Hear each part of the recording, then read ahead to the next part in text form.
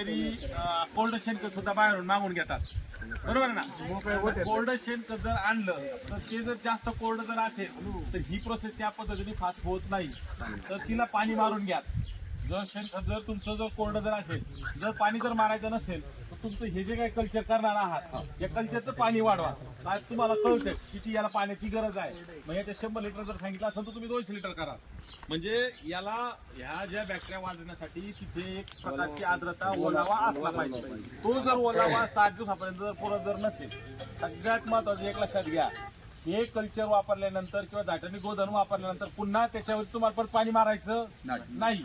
म्हणजे त्याला जे पाणी लागणार आहे ते त्याच पद्धतीच्या याच्यात असलं पाहिजे. कमी झालं नाही पाहिजे आणि जास्त नाही झालं. त्याचा एक अंदाज घ्या. कोरड जर असेल तर पाणी मारून घ्या आणि नसेल तर याचं तेवढं पाणी वाढवा आणि फिल्टर करा आणि शिंपडा आणि खोलपर्यंत जाऊ द्या.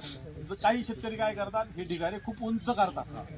आता आम्ही हे वारंवार प्रोसेस करत असतो.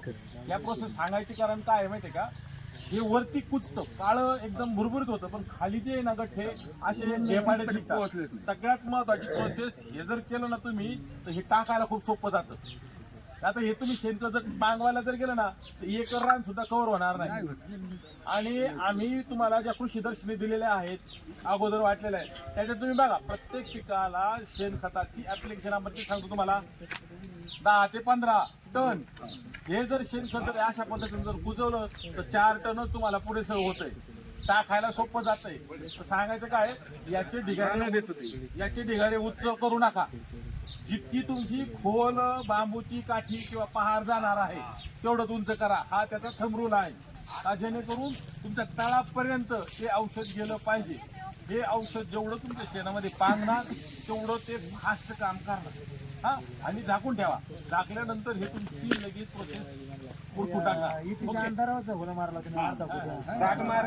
झाटांनी गोधन वापरल्यानंतर पुन्हा त्याच्यावर तुम्हाला परत पाणी मारायचं नाही.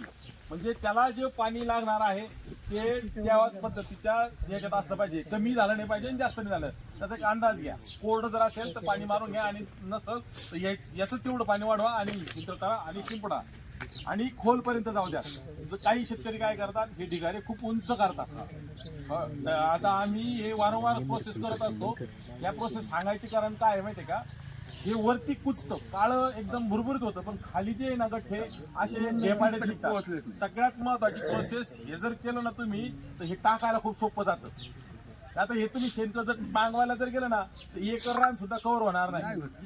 आणि आम्ही तुम्हाला ज्या कृषी दर्शनी दिलेल्या आहेत, अगोदर वाटलेल्या आहेत, त्याच्यात तुम्ही बघा प्रत्येक पिकाला शेणखताची ऍप्लिकेशन आपण सांगतो तुम्हाला 10 ते 15 टन. हे जर शेणखत जर अशा पद्धतीने जर कुजवलं तर 4 टन तुम्हाला पुरेसं होतंय. टाकायला सोपं जातंय. तर सांगायचं काय, याचे ढिगारे उच्च करू नका. जितकी तुमची खोल बांबूची काठी किंवा पहार जाणार आहे तेवढं उंच करा. हा त्याचा थंब रूल आहे. का जेणेकरून तुमच्या तळापर्यंत ते औषध गेलं पाहिजे.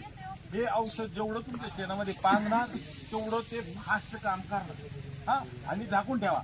झाकल्यानंतर हे तुमची लगेच प्रोसेस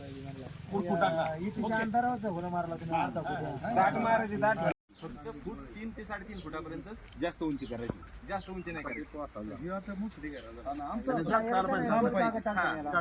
आता सगळ्यात महत्त्वाचं हे करताना हे जे तुम्ही कल्चर दिलेलं आहे तुम्हाला एस9 कल्चर, हे काय करायचं, 200 लिटर पाण्यामध्ये 1 लिटर टाकायचं.